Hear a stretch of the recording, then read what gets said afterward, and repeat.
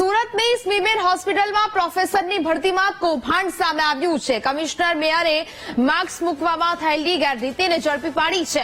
શૈક્ષણિક લાયકાતના માર્ક્સ મૂકવામાં વિસંગતતા જોવા મળી। પ્રોફેસર આસિસ્ટન્ટ પ્રોફેસરની 46 ભરતીના ઇન્ટરવ્યુમાં 150 ઉમેદવારો હાજર રહ્યા હતા। ઉમેદવારો 2 વખત પરીક્ષા આપ્યા પછી પાસ થયા હોવા છતાં જે માર્ક્સ છે તે વધારે આપવામાં આવ્યા હતા।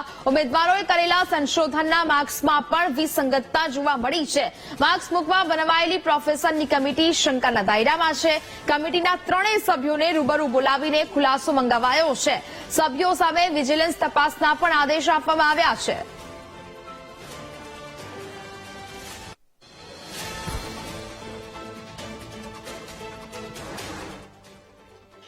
તો રેન્ડમલી કમિશનરે અમે 90 માર્ક્સ કઈ રીતે મળે છે ચેક કરતા હતા, કારણ કે એ 14 ડોક્ટરની કમિટી દ્વારા વેરિફિકેશન થઈ રહ્યું હતું। એમાં 2-3 ફાઇલમાં અમને વિસંગત દેખાણી, કારણ કે તમે એમબીબીએસ માં કેટલા % પાસ થયા છે એના અલગ અલગ માર્ક્સ હોય, 60 થી 65% હોય, 65 થી 70% હોય। તમે માસ્ટર ફર્સ્ટ એટેમ્પે કર્યું છે કે સેકન્ડ એટેમ્પે કર્યું છે? તો અમે જોયું તો સેકન્ડ એટેમ્પે માસ્ટર પૂરું કર્યું હતું, એને ફર્સ્ટ એટેમ્પના વગર માર્ક આપી દીધા।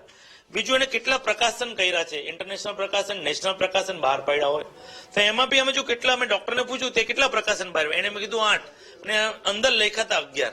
તો 3-4 ફાઇલ રેન્ડમલીમાં ચેક કર્યું એટલે અમે વેરિફિકેશનની ટીમને બોલાવ્યું કે શું છે, તે લોકો જવાબ ન આપી શક્યા। એટલે અમને લાગ્યું તાત્કાલિક એ 2-3 ફાઇલના જે માર્ક્સ હતા એ માર્ક્સ અમે મુકાવી દીધા અને ઇન્ટરવ્યુ ચાલુ કર્યું અને એની પર જે પ્રોફેસર જે 14 ડોક્ટર છે એમાં 3 ડોક્ટર જેને સાઇન કરી છે એનો અત્યારે વિજિલન્સ અત્યારે તપાસ કરી રહી છે।